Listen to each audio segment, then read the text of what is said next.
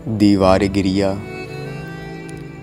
मुग़लिया सल्तनत की हसीन शाहज़ादी, मुझे कोई ख्वाहिश नहीं मैं बगावत पे उतरूं। ये शाही किले की दीवारें मेरे रास्ते की रुकावट नहीं है। तेरा ये महल हाथियों के कदम और घोड़ों की टापों की आवाज़ से आशना है, मगर इस महल से परे एक दुनिया तेरे जमजमा पैरा होने की ख्वाहिश में इसकी फसीलों से लिपटी हुई है।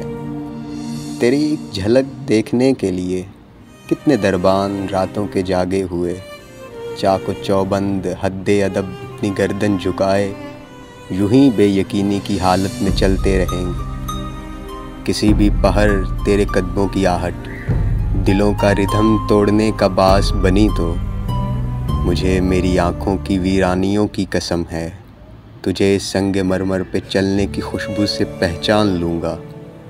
मुग़लिया सल्तनत की हसीन शाहज़ादी, तुझे क्या ख़बर कितने मोरों के पंखों से तुझको हवा दी गई है।